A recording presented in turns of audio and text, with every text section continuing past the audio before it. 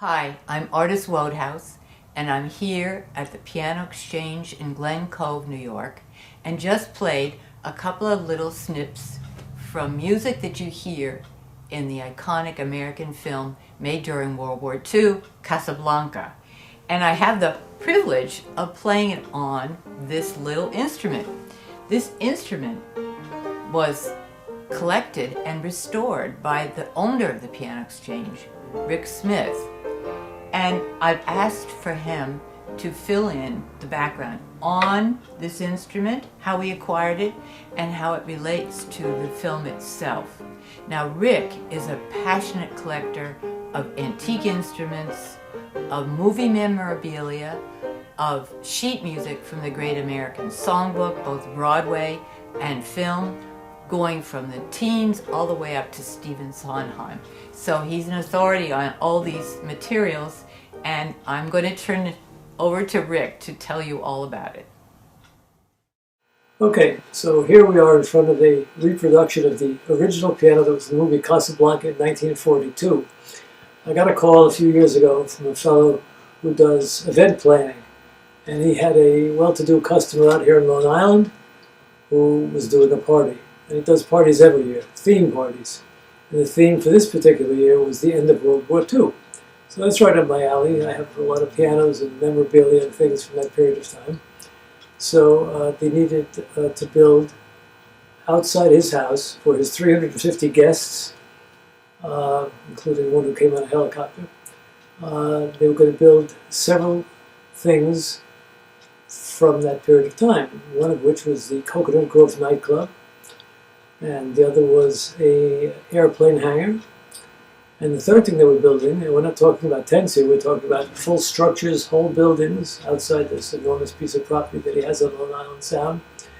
And they wanted to build Rick's Cafe from the movie Casablanca.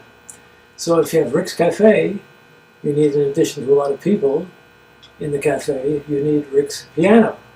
So they called me up, because I build a lot of pianos for TV shows and for movies and for Broadway shows. We have two on Broadway right now, and the movie Music, and the show The Music Man. So we had to build a piano for Rick's Cafe in the movie Casablanca. Okay, we got the call in July. The party was in December, just enough time. So I happened to have a piano like the one that was in the movie. I have many pianos, and I keep all different kinds of pianos just for these purposes. So the piano in the movie Casablanca was a short keyboard piano called a cabaret piano, and it has less than 88 notes. Some of them have 58, some have 61, some have 73. The one in Casablanca had 58 notes, the one that Rick was playing, Dooley Wilson was playing in the movie. I didn't have a 58-note piano. I had a 61-note. Close enough, nobody's going to know. Nobody except me, that is. We started working on the piano. We took it all apart. We started putting the strings on it. We had to rebuild the whole piano. These pianos are very rare. I only get them every 4 or 5 or 6 years. I'm halfway through rebuilding the 61-note piano. I get a phone call. Woman calls up. She says, I have a piano for sale. Do you buy pianos? I said, some. What have you got? She says, I have a Tom Thumb piano. Tom Thumb. That's what some people used to call these cabaret pianos. I said, well, how many keys does it have? 58, she says, right away. I have to run down and buy the piano. I ran down and bought the piano. The piano is painted fire engine red. It's in terrible condition, but I bought it anyway because that's just what I wanted. We took that piano completely apart, started rebuilding it, and within 3 months we had it all restrung, all rebuilt, all finished, ready to go, except for one thing. We had to do the cabinet. What kind of cabinet am I going to do? What kind of finish am I going to do to make it authentic? What color is it? Casablanca was a black and white movie. What color is the piano? I don't know. So, turns out, coincidentally, that the original piano from the movie Casablanca was sold in New York City at a Bonhams auction in 2014, just a couple of years before this party that was going to be going on. So I found the auction catalog, and I got a copy of the auction catalog. And now for the first time I could see what the piano looked like. So it turns out that the auction catalog had a picture of the piano on the cover, superimposed over a scene from the movie, the black and white scene. And inside the catalog, there were a couple of photographs of the piano. So from that photograph, I happened to have some artists who are tenants of mine.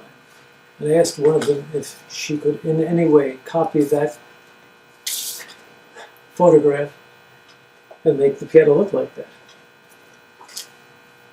A month later, you now have an exact duplicate from that photograph. She was able to make these Moroccan geometric scenes on the front, on the sides, inside, everywhere. So you have a complete duplication of the Casablanca piano from 1942. Plays beautifully. The party went off terrific. He had it for one night. I got it back in perfect condition.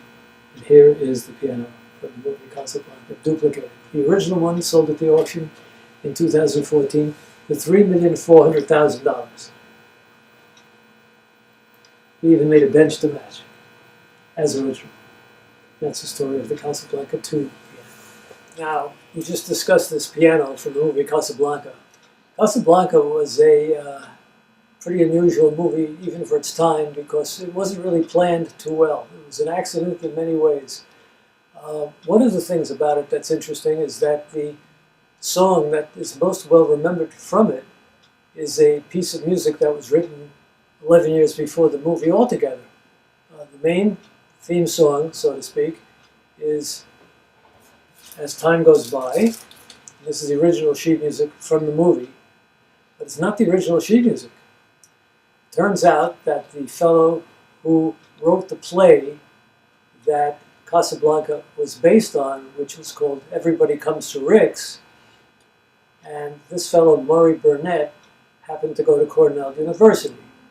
In Cornell, one of the popular songs of that time was in a play called Everybody's Welcome in 1931. This play was on Broadway for a few months, and the song As Time Goes By was not in it originally. What happened was the writer of that song, Herman Hupfeld, wrote the words and music, and it was added to this show later on as special material.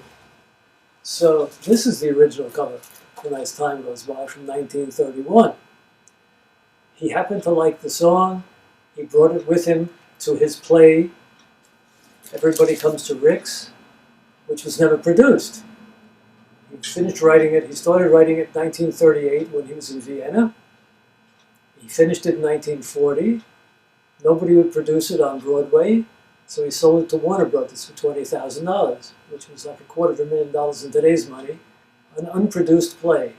And they put together what he started out as a play, which wasn't finished, which had no ending, and they made it as they went along. This movie was such a spectacular success then and now, after 80 years, based on many people working on it and accidents all along the way, including the cast, most of whom were Europeans.